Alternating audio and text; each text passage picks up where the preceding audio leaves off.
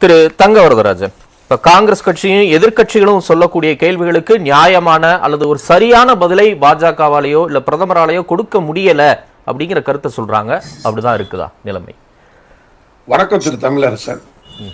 அதாவது இந்த புகாரி அவர்கள் பாத்தீங்கன்னா ராகுல் காந்தி எப்படி விரக்தியில இன்னைக்கு தடுமாற்றத்தில் இருக்கிறாரோ, காங்கிரஸ் கட்சி எப்படி தடுமாறுறதோ, கண்ணியத்தை மீறுகின்றதோ, அது போல திரு புகாரி அவர்கள் கண்ணியமாக பேச வேண்டும் ஒரு நாட்டுடைய பிரதமர். இல்லை என்று சொன்னால் நானும் தாறுமாறாக உங்களுடைய எதிர்கட்சி தலைவரை நான் பேசுற மாதிரி எங்க கண்ணியம் தவறுன எங்க கண்ணியம் தவறுன என்ன சும்மா மிரட்டல் கதை இது? இந்தியா பூரா மிரட்டல் எங்க கிட்ட வச்சுக்க புரியுதா? உங்க மிரட்டல் எல்லாம் பார்த்துட்டு வந்திருக்கிறோம். என்ன கண்ணியம் தவறணும்? இல்ல என்ன கண்ணியம் தவறணும்? நீங்க நெறியாளர் சொல்லுங்க. ஒரு நிமிஷம் வரதராஜன், என்ன கண்ணியம் பேசுறாரு அப்படி சொன்னா நானே நான் மன்னிப்பு கேக்குறேன். என்ன கண்ணியம் தவறணும்? இருங்க என்ன சொல்றாரு சொல்லுங்க. இது போன்ற ஒரு பிரதமர் கிடைத்தது வெட்கக்கேடாது என்று சொல்லுகின்றார். அதே போல இது போன்ற பிரதமர் சாபக்கேடு என்று சொல்லுகின்றார். இது என்ன கண்ணியம்? அரசியல் ரீதியிலான விமர்சனம் தானே. இதே மாதிரி நீங்களும் விமர்சனம் வைங்க. காங்கிரசுக்கு சந்தோஷம் பிரதமர் சொல்றாரு. அது கண்ணியக்குறைவான வார்த்தையா? சொல்லுங்க சொல்லுங்க. எது கண்ணியக்குறைவு சொல்றேன்? யாருக்கும் இல்ல வெட்கக்கேடு, யாருக்கும் வெட்கக்குறைவு. இன்னைக்கு பாகிஸ்தானுக்கு வெட்கக்கேடு, பாகிஸ்தானுக்கு பாத்தீங்கன்னு சொன்னா இன்னைக்கு இது அதே போல இன்றைக்கு அவர்களுக்கு பிஆர் தூக்குற காங்கிரஸ் கட்சிக்கு வெட்கக்கேடு. இன்னைக்கு 140 கோடி மக்கள் உங்க தோலை உரிச்சுட்டாருன்னா இன்னைக்கு உலக நாடுகள் கொண்டாடக்கூடிய ஒரு தலைவரை உலக நாட்டு மக்கள் பாகிஸ்தான் போன்ற ஒரு சில நாடுகளை தவிர 140 நாடுகளும் மக்கள் ஒரு கொண்டாடுற தலைவர். நீங்க அத்தனை வச்ச கேள்விகளுக்கும் துக்குணராக இல்லையா கேட்ட கேள்விக்கு இதன் பிறகு நீங்க அவரை என்ன கேள்வி பண்ணுனீங்க?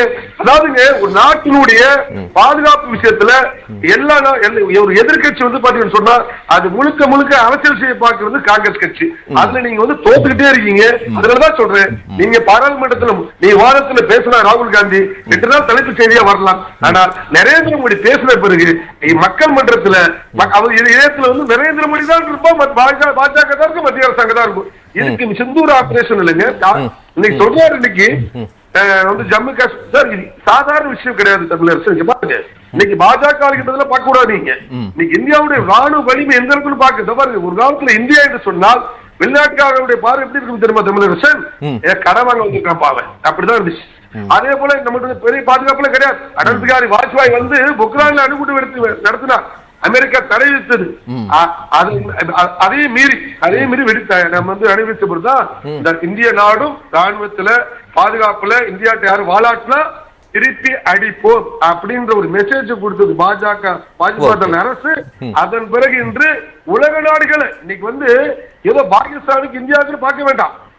ஒரு அப்பாவி மக்களை இது பண்ணதற்கு அந்த உள்துறை அமைச்சர் தெளிவாக விளக்கம் கொடுத்தார். அந்த 3 தீவிரவாதிகள் யார், அந்த 3 தீவிரவாதிகளை விளக்கம் கொடுத்தாரு. இல்ல ஒரு சின்ன கேள்விதான் திரும்ப திரும்ப கேட்கிறாங்கல்ல திரு வரதராஜன், அதற்கான பதிலை தான் அவங்க எதிர்பார்க்கிறாங்க. அதாவது 26 அப்பாவி இந்தியர்கள் பட்ட பகலில் பகல்காமில் எப்படி கொல்லப்பட்டனர், இந்த விஷயம் ஏன் நடந்தது, இது மிகப்பெரிய ஒரு பாதுகாப்பு குறைபாடு இல்லையா, இந்த விஷயத்தை பற்றி ஏன் விளக்கம் கொடுக்க மறுக்கிறீர்கள் அப்படிங்கிறதா அவங்களுடைய கேள்வியா இருக்கு.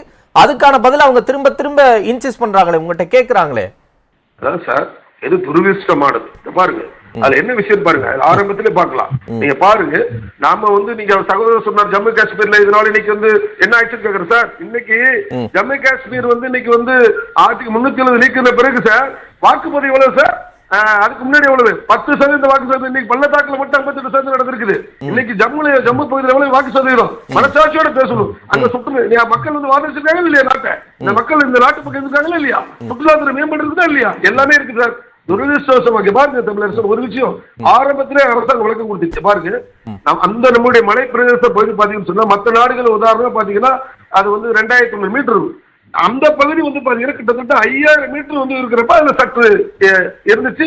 அதனால அவங்க ஏன்னா அது பனி பகுதி, அது ஊடுருவி வரதுல பாத்தீங்கன்னா அவ்வளவு எளிதாக நீங்க அதை இது பண்ணிட முடியாது. அப்படி துரதிருஷ்டவசமாக நடந்த சம்பவம் ஒண்ணு.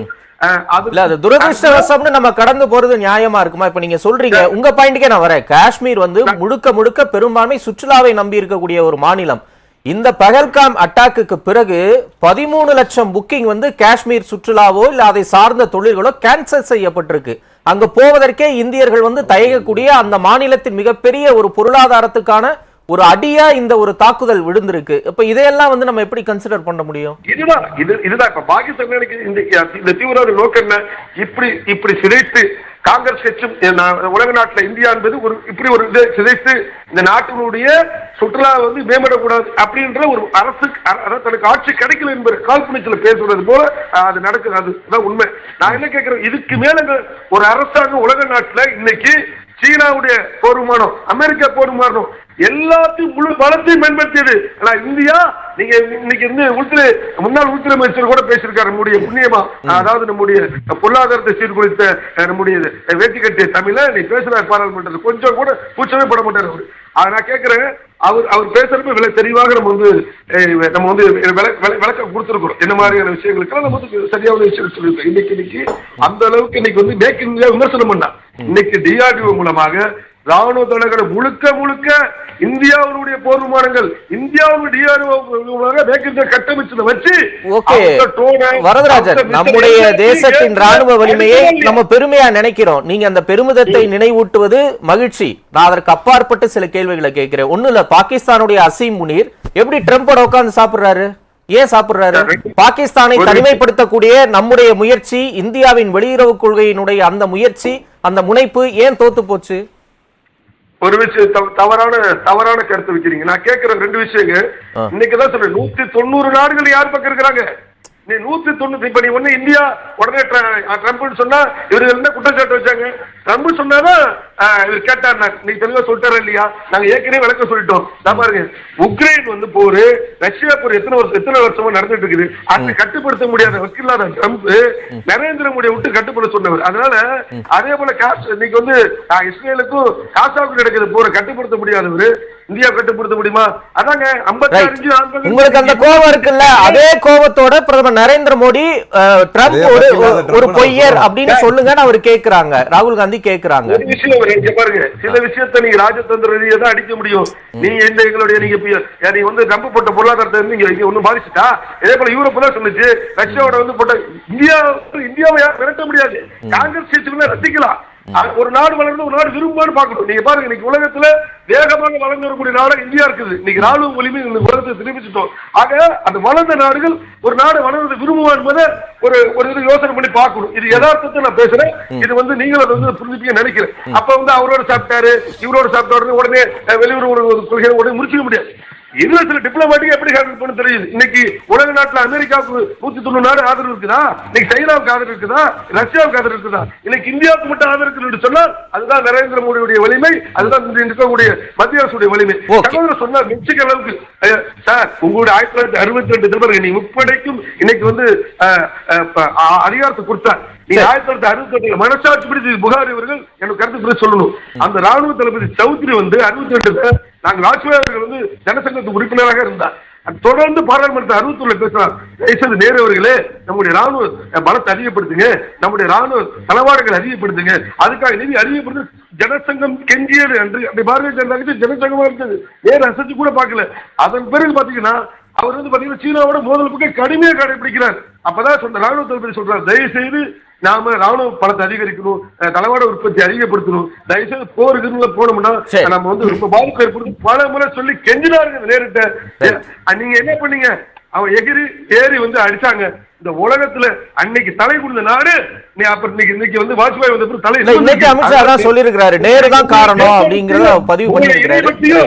உங்க தேசத்துல தமிழரசு உங்க காங்கிரஸ் தேசபக்தி எல்லாம் தயவு செய்து நீங்க நாட்டு மக்களுக்கு பாஜக பாடம் எடுக்க வந்தா உலகமே பார்த்துட்டு அது வந்து வெக்கி தலைக்குடிய போடாங்க. திருப்பி ஒரு வெக்கதான் பண்ற மாதிரி. சரி, ஓகே.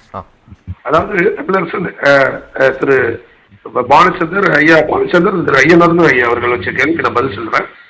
அதாவது ஒரு விஷயம், பொதுவாக ஐயா பாலச்சந்திர ஐஏஎஸ் ஓய்வு அவர்கள், அதே போல திரு அண்ணன் பத்திரிகையாளர் ஐயநாதன் அவர்கள் நிச்சயமாக அவர்கள் கருத்து சொல்ல உரிமை உண்டு. அவர்கள் எந்த கருத்து வேணாலும் வைக்கலாம், மாற்று கருத்து கிடையாது. ஆனா அவர் ஒன்று சொன்னார், நாங்கள் அரசியல் கட்சி சார்ந்தவர்கள் மாற்று கருத்து கிடையாது.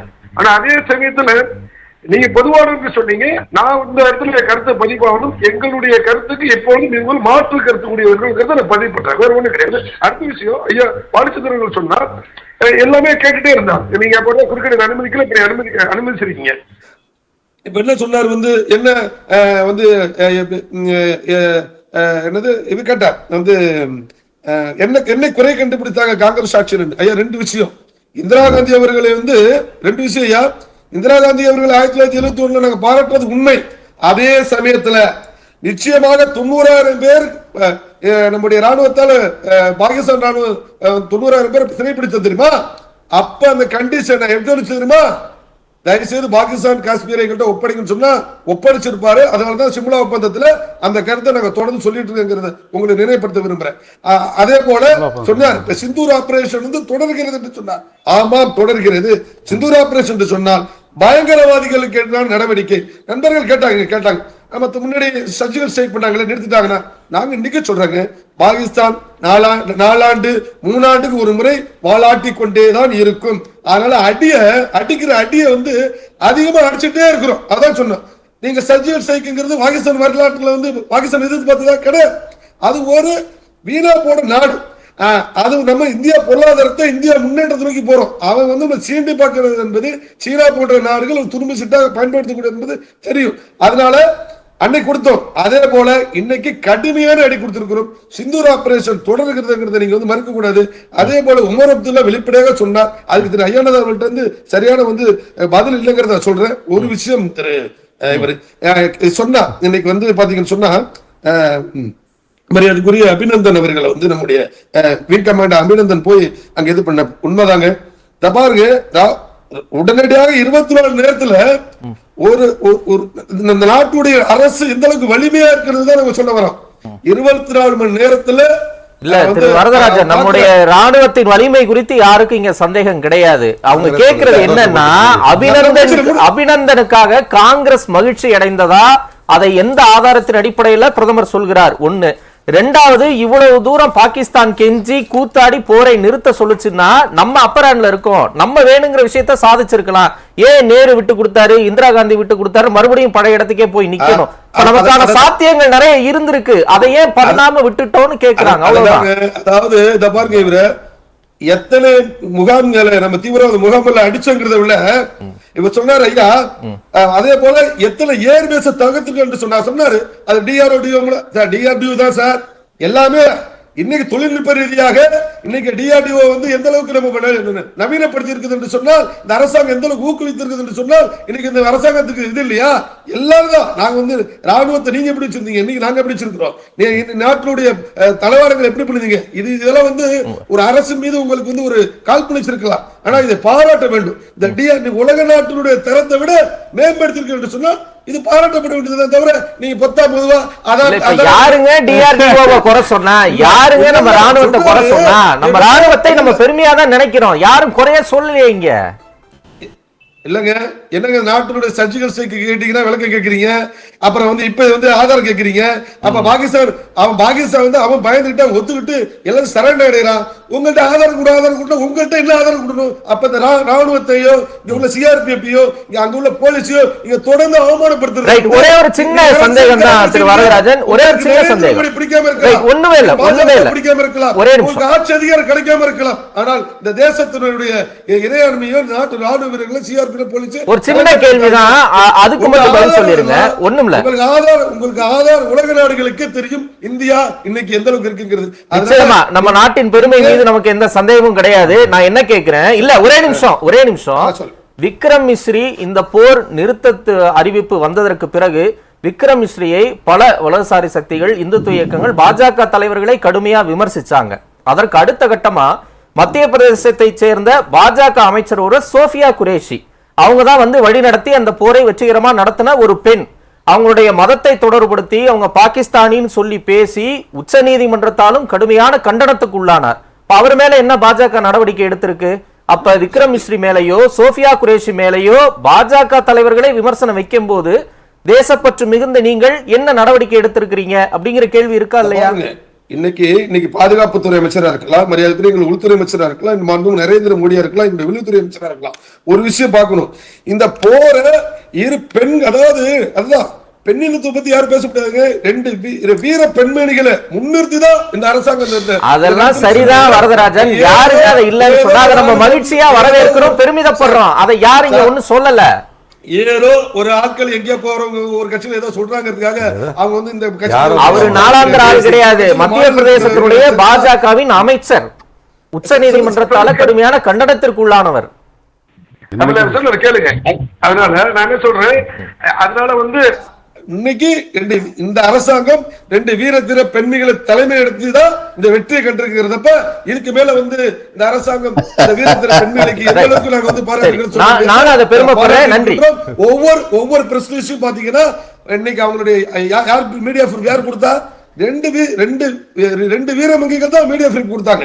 அதனால இந்த அரசாங்கம் வந்து தயவு செய்து எதையாவது சிறுமைப்படுத்த வேண்டும் என்பதற்காக நீங்க யாரும் நினைத்து சொன்னால் அது வந்து எடுபடாது. நன்றி. அதாவது திரு மன்மோகன் சிங்கை ராகுல் காந்தி எவ்வளவு அவமானப்படுத்தினார், சோனியா காந்தி அவமானப்படுத்தினார் என்பது நாட்டு மக்களுக்கு தெரியும். அதனால யாருக்கு பாடம் எடுக்க வேண்டிய தேவையில்லை. ஒண்ணு. அதே போல 2 விஷயத்துல சொல்லி நிறைவு செய்திருந்த கருத்தை தமிழரசு. இங்க பாருங்க, ஒவ்வொரு காலகட்டத்திலையும் பாத்தீங்கன்னு சொன்னா பாகிஸ்தான் போர் தொடுக்கும், நம்ம வந்து தோல்வி சந்திச்சுட்டே வருவோம். சற்று இந்தியா ஏறுனுச்சுன்னா உடனே பாகிஸ்தான் என்ன சொல்றோம்னா அமெரிக்கா அதிபர்கிட்ட போய் ஓடுவான், ஐயா தயவு செய்து எங்களை வந்து போற சமாதானம் பண்ணி விடுங்க. நம்ம இந்த காங்கிரஸ் தலைவர்களா இருக்காங்க இல்லையே, சொல்லுவாரு அதை மோடி கேட்டுக்குவாரு. உடனே ட்ரம்ப் சொல்லுவாரு அதை மோடி கேட்டுக்குவாரு.